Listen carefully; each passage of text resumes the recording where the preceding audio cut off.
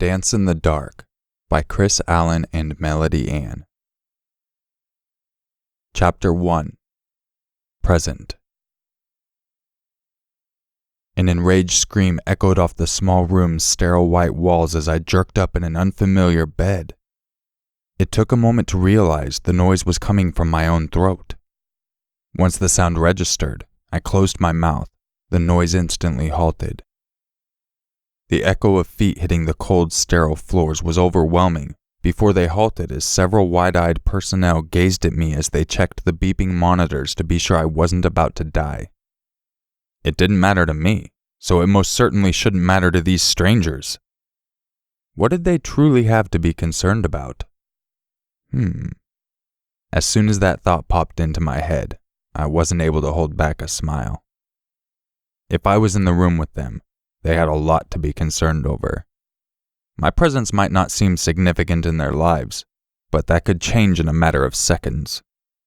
However, it was fortunate for them they weren't aware of who I was, or what it meant for me to be looking upon them. They had no idea what could come of such a meeting. A petite redhead stepped forward, her eyes wide as she put a reassuring smile on her lips. A smile I was sure she'd given many people in similar positions to the one I was in. "Sir, you're in the hospital." I wanted to snap out a quick, "Duh," but somehow managed to stop myself. I was in a scratchy bed with blood coating my body and monitors alerting a bunch of strangers of my medical condition. It was pretty obvious where I was. What I couldn't figure out was how I'd gotten here. I took a brief moment to close my eyes and try to think back to the last thing I could recall. I didn't like having so many pairs of eyes on me without me being very aware of where they were and what expressions they wore. But this was important too. It seemed rage was becoming an emotion I was more capable of feeling lately. I thought my emotions were more controlled than this, that I wasn't such a weak human. But as I remembered what had most likely landed me in this place, rage was certainly running through my blood. That bitch. That fucking bitch. As soon as I had that thought, I snapped my eyes open. There was no way I was allowing her to affect me in any way, especially something as powerful as anger. Instead of focusing on her, I'd focus on the people in the room. There was a story here that needed to be told. I had no doubt about it. There was always a story to be told. The advantage for me at the moment was the blank spots in my memory. What had happened in the last few hours? As much as I despised weakness, right now I had to act afraid, disoriented, be a victim. That word made me want to puke. It disgusted me how weak so many people were. How could I respect anyone who allowed themselves to be a victim? I couldn't. It was impossible. But it was imperative to act like a wounded soul, even if it might rip out a piece of my very essence. If I took 2 seconds to remember it was all part of a facade, maybe I could stomach it a bit better. "What happened?" I asked, almost convincing myself the weakness in my voice was real. The slight scratchiness was a beautiful touch if I did say so myself. "What do you remember?" the redhead asked. Looking around, I tried to gauge what they knew and what they were fishing for. There weren't any officers in the room. That was a good sign. Again, a flash of anger washed through me and I had to push it down. That bitch had paid, but she'd gotten her shot in. That wouldn't happen again. That was for damn sure. "I'm not sure." The panic rising in my voice deserved an Oscar. "Can you tell us the last thing you remember?" the redhead asked. I wanted to drill her, ask her how it was she decided she was the one in charge. She looked as if she was barely old enough to be standing there in her scrubs, let alone question someone like me.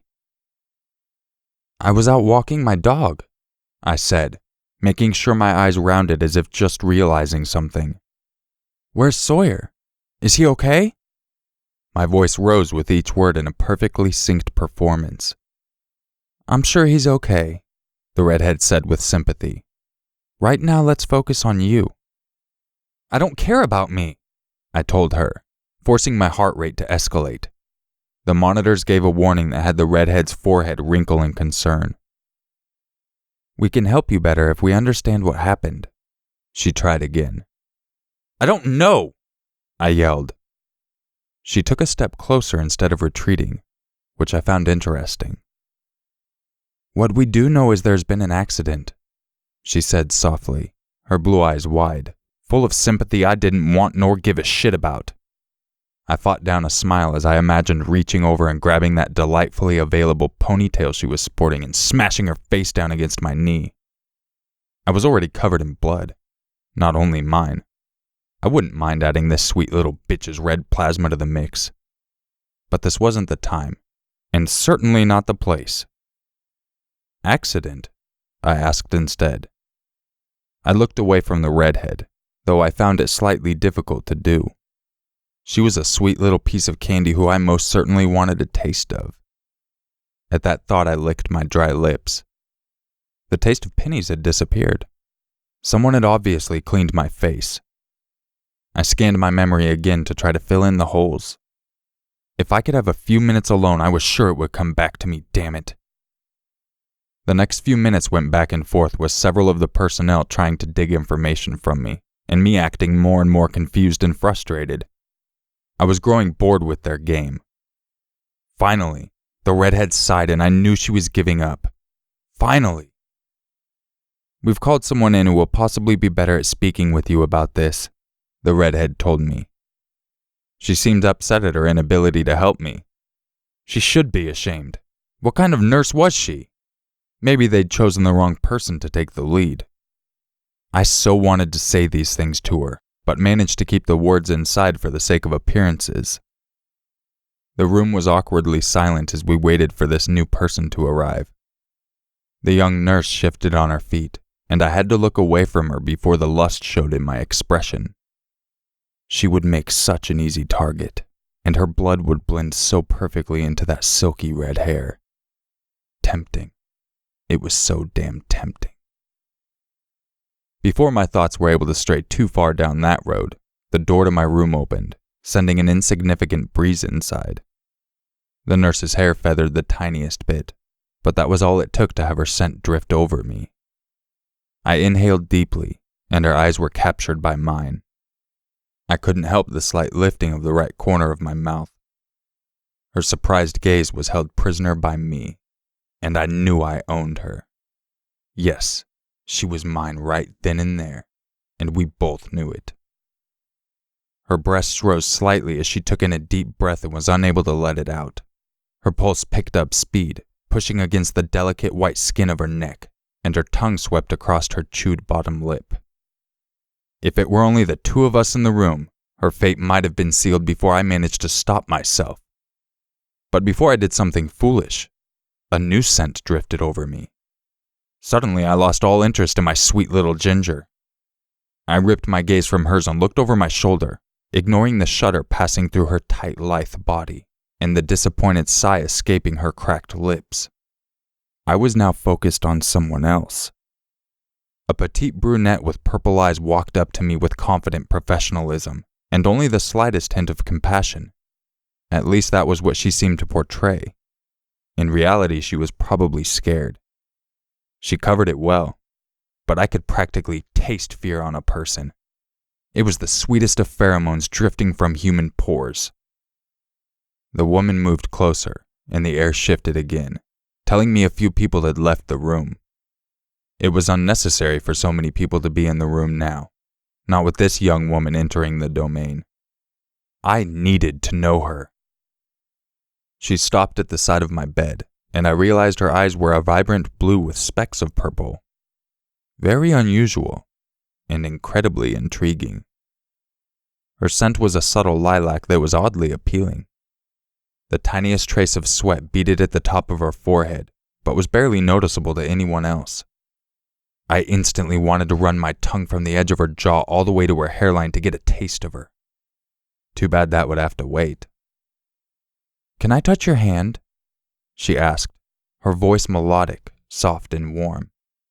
It was a tone she'd spent many hours practicing. Professional, yet caring, soft, and understanding. She didn't know anything about me. She couldn't care about my needs.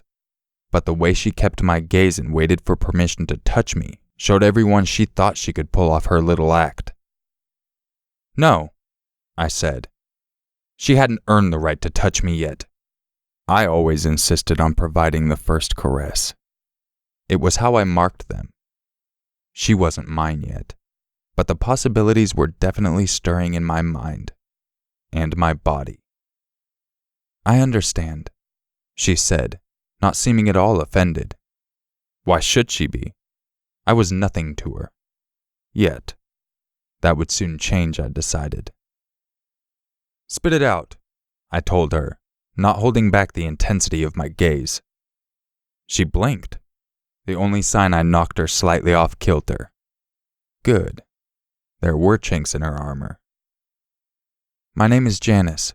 I'm a psychologist, she began. I didn't so much as blink as she gazed at me. She paused and waited. She grew more nervous at the intensity of my stare. I couldn't seem to control myself, which made my brow furrow. I didn't like feeling out of sorts, not one little bit. This bitch would pay for making me feel the slightest of emotion. I wasn't going to break the silence to ask her to speak. She shifted. I wasn't sure I still wanted to play with her. Maybe she was too weak for me. But just as I had that thought, her shoulders stiffened, and she regained a sparkle in her eyes that had me excited. I'm sorry, Adam. I have to share some very unfortunate news with you. Yes, Janice. Let's share, shall we?